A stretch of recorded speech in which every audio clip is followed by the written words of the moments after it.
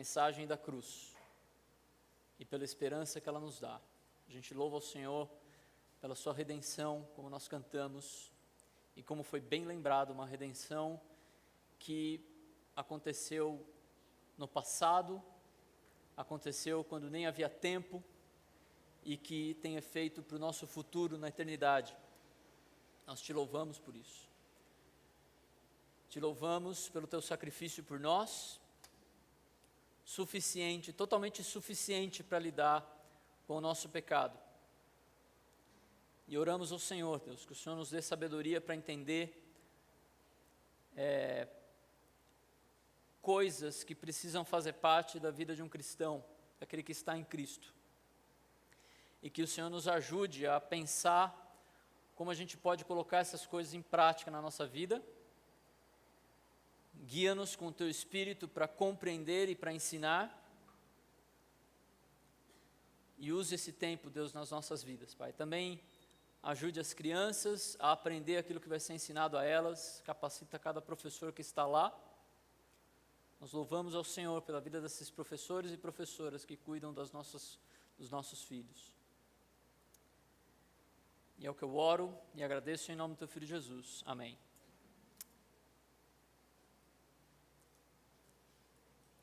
Eu lembro quando Deus nos mandou para Indaiatuba e naquele momento que os adolescentes estavam bombando, começando a dar fruto, e a gente tem que ir embora exatamente naquele momento. E então, enquanto a gente servia lá, a gente ouvia, a gente recebia notícias e escutávamos boas notícias dos nossos adolescentes que não estavam tão adolescentes mais, estavam se tornando jovens, adultos e levando a vida com Cristo a sério e crescendo e amadurecendo, e a gente podia louvar a Deus por isso, mesmo à distância, a gente ficava bem contente. O texto que a gente vai ver hoje tem um pouquinho a ver com isso. Também quando a gente recebe notícias do campo missionário e a gente ouve de cristãos que mesmo em sofrimento têm frutificado na sua vida com Cristo. E a gente se anima com isso. E isso nos dá ânimo para a gente continuar e a gente pode orar por esses irmãos com alegria. Esse texto também tem a ver com isso. O texto de hoje fala da gratidão de Paulo ao ouvir a fé daqueles irmãos em Efésios. E além disso, dá o conteúdo da oração dele. Nos versículos 15 a 23. Vou começar esse texto hoje, não vou terminar hoje, mas vou começar hoje. Ele diz: por essa razão, desde que ouvi falar da fé que vocês têm no Senhor Jesus e do amor que demonstram para com todos os santos, não deixo de dar graças por vocês, mencionando-os em minhas orações. Peço que o Deus de nosso Senhor Jesus Cristo, o glorioso Pai, dê a vocês espírito de sabedoria e de revelação no pleno conhecimento dele. Oro também para que os olhos do coração de vocês sejam iluminados, a fim de que vocês conheçam a esperança para a qual ele os chamou, as riquezas da gloriosa herança dele nos santos e a incomparável grandeza do seu poder para conosco, os que cremos, conforme a atuação da sua poderosa força. Esse poder ele exerceu em Cristo, ressuscitando-o dos mortos e fazendo-o assentar à sua direita nas regiões celestiais, muito acima de todo governo e autoridade, poder e domínio, e de todo nome que se possa mencionar, não apenas nessa era, mas também na que há de vir. Deus colocou todas as coisas debaixo dos seus pés e o designou cabeça de todas as coisas para a igreja, que é o seu corpo, a plenitude daquele que enche todas as coisas em toda e qualquer circunstância. Nós vamos começar a ver hoje que a oração esperançosa de Paulo pelos que estão em Cristo é para que eles recebam recursos indispensáveis para viver para Cristo. E ele começa com essa palavrinha, por essa razão.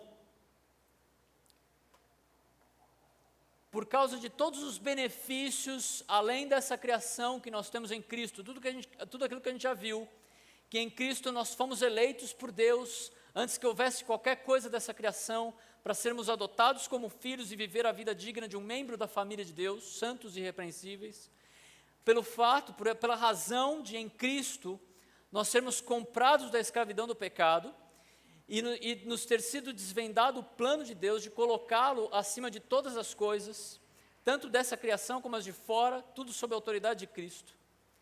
Pelo fato de que em Cristo a herança prometida de Israel se torna a herança dessa nova comunidade que é a igreja de Cristo, dos salvos por meio do sangue do Cordeiro que foi morto e ressuscitou como prova de que o pagamento foi aceito.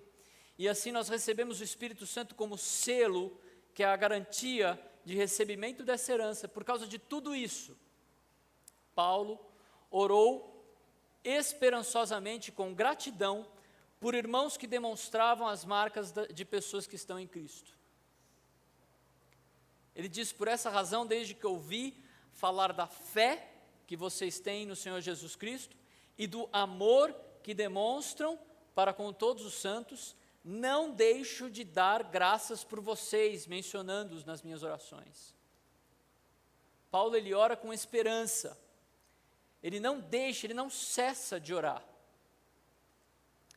O tempo aqui demonstra uma atitude contínua, é o que ele está fazendo e que ele continua fazendo e se força a continuar fazendo. Paulo constantemente, continuamente, sem desistir, orava por aqueles irmãos. E ele lembrava, ele se obrigava a fazer menção deles continuamente nas suas orações. E isso dá um aspecto de perseverança e também da esperança de Paulo na oração. É muito interessante que há outro exemplo do uso da mesma palavra no Novo Testamento, em Atos 20, 17 a 37. É um texto relativamente grande, eu não vou ler ele inteiro, eu vou ler um pedaço dele, eu vou ler dos 25 ao 31. E aqui Paulo está falando com os presbíteros justamente dessa igreja de Éfeso, exatamente a igreja que ele está escrevendo aqui. E ele fala o seguinte: agora sei que nenhum de vocês, entre os quais passei pregando o reino, verá novamente a minha face. Ele está se despedindo dos presbíteros daquela igreja. Portanto, eu declaro hoje que estou inocente do sangue de todos, pois não deixei de proclamar a vocês toda a verdade de Deus. Cuidem de vocês mesmos e de todo o rebanho, sobre o qual o Espírito Santo os designou como bispos para pastorearem a igreja de Deus, que ele comprou com o seu próprio sangue. Sei que depois da minha partida, lobos ferozes penetrarão no meio de vocês e não pouparão o rebanho. E dentre vocês mesmos se levantarão homens que torcerão a verdade, a fim de atrair os discípulos. Por isso vigiem, e lembrem-se que durante 3 anos jamais cessei de advertir cada um de vocês disso, noite e dia com lágrimas. Paulo, ele usa essa mesma expressão, cessei, né? Não cessei, não parei, se referindo ao período de 3 anos, ou seja, um período que ele perseverou em chamar a atenção daqueles homens com lágrimas, para que não se desviassem do ensino após a sua saída, isso é, esperança. Ele perseverou na esperança de que algo acontecesse, ele ensinou com a esperança de que aqueles homens estivessem preparados para ensinar e perseverar, a esperança de que Paulo, durante 3 anos, depois de 3 anos, era de colher frutos ali do seu trabalho e a manutenção daqueles frutos, que não fossem agora enganados após a sua saída. Então, há um aspecto de perseverança nessa palavra, algo que continua por um bom tempo, algo que não para, que não desiste, e também demonstra esperança de um futuro, de um fruto no futuro, no caso de ensino e uma resposta de oração, no texto que nós estamos vendo.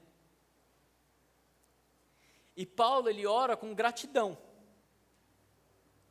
ele dá graças por eles. Paulo certamente recebeu um mensageiro ali na prisão, que veio informá-lo da situação daqueles irmãos na igreja em Éfeso, e as notícias que Paulo recebeu o animaram, deixaram Paulo extremamente grato por eles.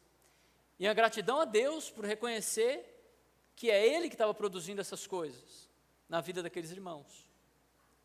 E aqueles irmãos, então, causaram uma gratidão constante de Paulo, porque tinham a marca de pessoas que estavam em Cristo, eleitos por Deus, adotados como filhos, redimidos por Jesus, selados pelo Espírito. E então Paulo, ele é um exemplo das instruções que ele mesmo dá em Tessalonicenses: orar sem cessar e em tudo dar graças. E há duas marcas que eu creio que Paulo menciona aqui, que o animavam em relação àqueles irmãos, e são marcas de pessoas que estão em Cristo. A primeira marca que ele menciona é a fé. A convicção da verdade de algo. Uma convicção ou crença que diz respeito ao relacionamento do homem com Deus e das coisas divinas. Estou lendo o que um dicionário fala aqui. E interessante, né, que ele fala da relação com Deus e das coisas divinas, ou seja, aquilo que está além dessa criação. Aquilo que é transcendental. Continuando com o dicionário, ele fala geralmente com a ideia inclusa de confiança e fervor santo, nascido da fé e unido com ela.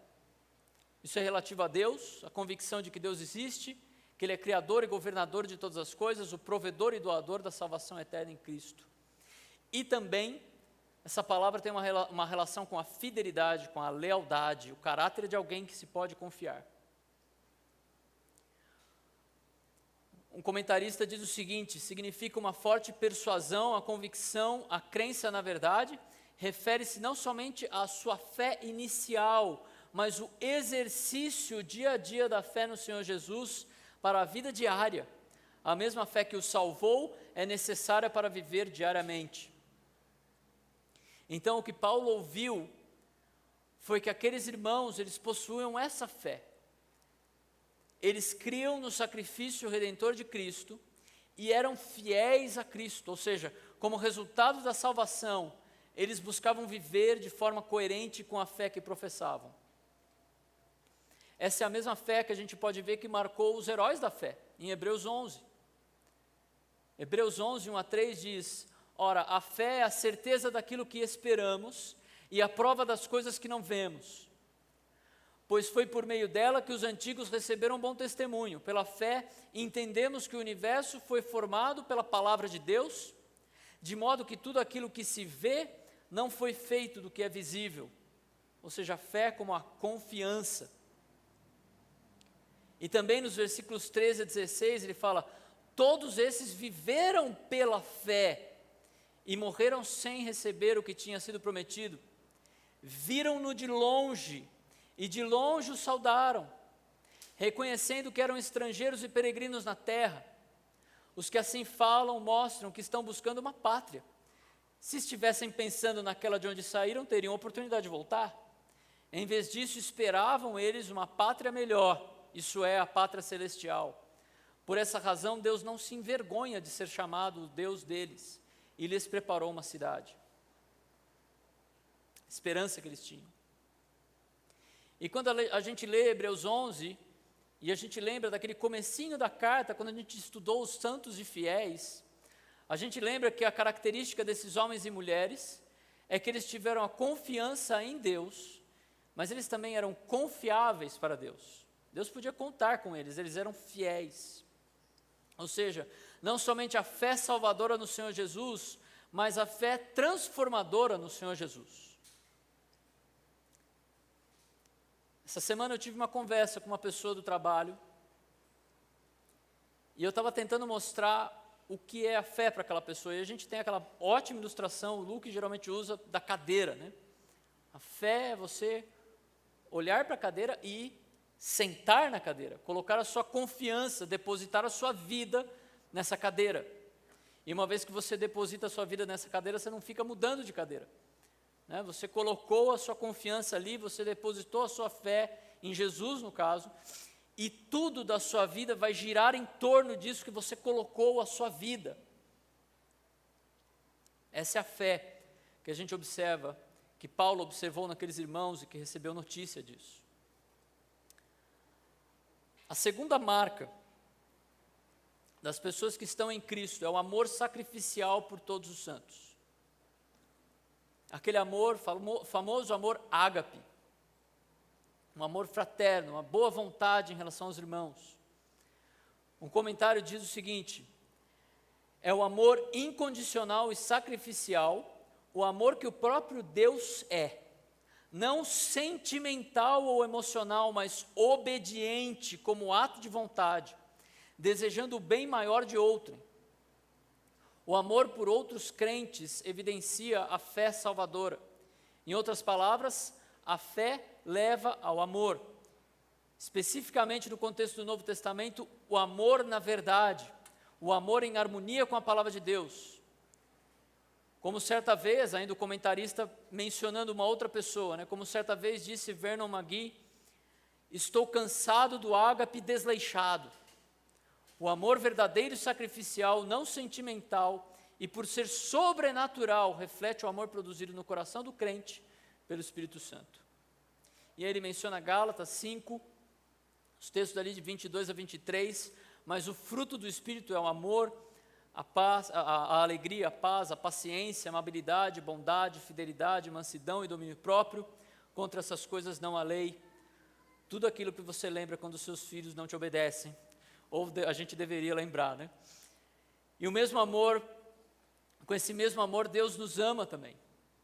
1 João 4, 7 a 11 diz: amados, amemos uns aos outros, pois o amor procede de Deus. Aquele que ama é nascido de Deus e conhece a Deus. Quem não ama não conhece a Deus, porque Deus é amor. Foi assim que Deus manifestou o seu amor entre nós. Enviou o seu Filho unigênito ao mundo para que pudéssemos viver por meio dele. E nisso consiste o amor, não em que tenhamos amado a Deus, mas em que ele nos amou e enviou o seu Filho como propiciação por nossos pecados. Amados, visto que assim Deus nos amou, nós também devemos amar uns aos outros. Então, além do amor ser a própria natureza de Deus, Deus ele é amor, o amor é algo que nos impulsiona a agir favoravelmente com os outros, como resposta do amor de Deus a nós. O amor também é central na lei de Deus. Romanos 13, 8 a 10 diz: não devam nada a ninguém a não ser o amor de uns pelos outros, pois aquele que ama o seu próximo tem cumprido a lei. Pois esses mandamentos, não adulterarás, não matarás, não furtarás, não cobiçarás, e qualquer outro mandamento, todos se resumem nesse preceito: ame o seu próximo como a si mesmo. O amor não pratica o mal contra o próximo, portanto o amor é o cumprimento da lei. Interessante que Paulo, inspirado por Deus, resume a lei em amar o próximo e não amar a Deus. Por que disso, Eu creio que isso tem relação com a continuação do texto de 1 João 4, quando ele continua no versículo 19. Nós amamos porque ele nos amou primeiro. Se alguém afirma eu amo a Deus, mas odiar o seu irmão, é mentiroso. Pois quem não ama seu irmão a quem vê, não pode amar a Deus a quem não vê. Ele nos deu esse mandamento: quem ama a Deus, ame também o seu irmão. Se a gente não consegue amar o nosso irmão, que é visível para nós, como é que a gente pode dizer que ama a Deus? Em outras palavras, se a gente não consegue obedecer ao mandamento do amor em relação àquilo que nós vemos, o que dizer daquilo que a gente não vê? E certamente Deus sabe que amá-lo sem vê-lo é um desafio muito grande para nós. Por isso ele mostrou que o nosso amor pelos outros é um parâmetro para a gente entender como é que está o nosso amor por ele. E pensando nessas coisas, talvez uma primeira pergunta boa é: você está em Cristo? Você se considera um seguidor de Jesus, eleito, adotado, resgatado por Cristo? Então, ore de maneira perseverante e esperançosa pelos irmãos, com gratidão pelas suas vidas. E esse é um desafio especial aos pastores, Porque ali Paulo está fazendo um papel pastoral ali com aqueles irmãos, Como aquele que começou aquela igreja, ele plantou aquela igreja.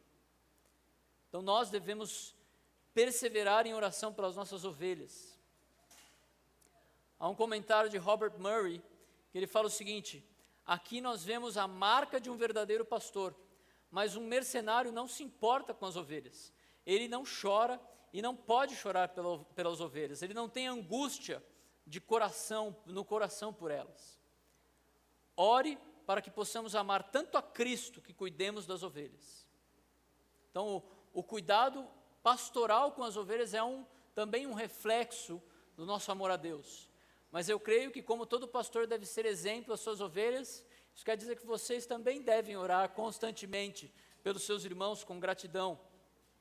E aqui eu vou lembrar de novo, aproveitem o guia de oração. A gente tem uma ferramenta muito boa na igreja para não deixar você esquecer de orar pelos seus irmãos, ok? Em relação à fé e o amor, se fé e amor aos outros são motivos de gratidão, eu creio que isso demonstra coisas que nós devemos buscar. E se fé em Jesus e amor pelos santos são motivos de gratidão, o contrário disso é pecado, e porque não motiva a gratidão, mas motiva assim a lamentação e o pesar. E aqui eu lembrei de Hebreus 13, 17, que fala: obedeçam os seus líderes e submetam-se à autoridade deles, eles cuidam de vocês como quem deve prestar contas. Obedeçam-lhes para que o trabalho deles seja uma alegria e não um peso, pois isso não será proveitoso para vocês. Eu creio que é um bom alvo para o cristão ser motivo de gratidão e alegria aos seus pastores e não um peso. Eu não estou falando de bajulação ou hipocrisia, porque isso a gente estudou bastante o ano passado, certo? Então não é isso, mas a fidelidade ao ensino, a fidelidade às instruções, a fidelidade aos conselhos bíblicos, etc. Tornar o trabalho pastoral um peso não é proveitoso para nenhum de vocês, para nenhuma ovelha, porque significa que você não está sendo fiel, e isso vai ter consequências terríveis para a sua própria vida. E isso não é proveitoso, não há nada proveitoso nisso. Ao invés disso, procure ser fiel a Cristo na sua dedicação amorosa ao corpo. Sirva com alegria ao Senhor, à medida que serve o corpo de Cristo. Sirva fielmente. Tenha atenção às suas escalas. Avise se não puder atender com antecedência. Isso é uma demonstração de amor ao seu líder, ao que está te liderando ali naquele ministério. Não deixe de atender a sua escala por qualquer motivo. Mas às vezes nós corremos o risco de ser muito rápidos para repensar o nosso domingo e desprezar o serviço que a gente tinha ao Senhor. Dedique-se fielmente às atividades do corpo de Cristo, tanto no discipulado 1 a 1, como nos grupos céu, grupo de homens e mulheres. A gente teve ontem o grupo de homens e mulheres. Eu entendo que é o primeiro do ano, eu entendo que tinham poucas pessoas, mas aproveite isso, coloque na sua agenda, para que você aproveite isso, seja proveitoso para você. Não é proveitoso deixar de vir, sendo que você tem a oportunidade de vir. Não perca a oportunidade de estar com o corpo e aprender com o corpo. Perder isso também não vai ser proveitoso. Além disso, dedique-se amorosamente. Isaac, está saindo ainda aí o som? Tá? Ok. Dedique-se amorosamente, sacrificialmente aos irmãos. Agora está saindo. E aquele que estava dormindo acordou agora. Amém? Dedique-se amorosamente e sacrificialmente aos irmãos. E aqui talvez você prefira passar a tarde de domingo sozinho do que receber uma família na sua casa. Mas receber uma família na sua casa pode abençoar a sua tarde de domingo. Mande uma mensagem de encorajamento, faça uma visita quando possível. Aproveite se há famílias da igreja que moram perto de você para ter tempo com essas famílias. Ou convide uma família para compartilhar uma refeição, mesmo que ela more longe. Talvez você prefira não fazer essas coisas. Por isso que o amor é sacrificial. Isso é só um exemplo, né, do questão da visita, do tempo juntos, né? A gente pode pensar, a gente tem hoje irmãos que passaram por cirurgia, vão passar por cirurgia. Será que essas famílias vão precisar de ajuda? Vão precisar de algum tipo de auxílio? Isso também envolve amor sacrificial. E por último, eu queria desafiar a gente a fazer o seguinte exercício. A maneira como eu tenho encarado a minha vida cristã, a minha fidelidade a Cristo e o meu amor sacrificial aos irmãos, me tornam motivo de gratidão aos outros. Em outras palavras, eu seria grato por um irmão que tivesse a mesma fidelidade do que eu, com as oportunidades de estar junto como igreja, no discipulado individual, no grupo céu, no culto público, nos grupos de homens e mulheres. Será que eu seria grato por um irmão que tivesse a mesma disponibilidade que eu para demonstrar amor pelos outros? Lembre-se, fé é algo que nós depositamos no Senhor Jesus, de forma que tudo gire em torno dele. Ele deve permear toda a nossa vida, e isso deve ter efeito nas nossas decisões, deve ter efeito no nosso calendário, na nossa agenda, dos nossos planos, desejos, no uso do nosso tempo, dos nossos recursos, dos nossos dons, das nossas habilidades. Deus quer tudo, e Ele deve estar em tudo. A oração esperançosa de Paulo, pelos que estão em Cristo, é para que eles recebam recursos indispensáveis para viver para Cristo. E semana que vem, se Jesus não voltar, a gente vai continuar vendo essa oração de Paulo, para que aqueles irmãos tivessem conhecimento do Senhor. Um conhecimento que é impossível para nós, um conhecimento que ilumina o nosso caminho, e um conhecimento de um poder impossível, tá bom? E agora a gente vai ter o nosso tempo de ceia. E na ceia nós lembramos desse sacrifício de Jesus, que torna esse relacionamento entre Deus e os homens possível. Só é possível ter essa fé que nós vimos que é necessária para o cristão, que é uma marca do cristão, porque Jesus morreu por nós, para sermos salvos pela fé e transformados por ela. Só por causa do sacrifício de Jesus que é possível amar sacrificialmente e sermos irmãos. Porque em Cristo nós fazemos parte dessa nova família, em Cristo. E em Cristo nós fomos eleitos, adotados e unificados nesse corpo, que é a igreja.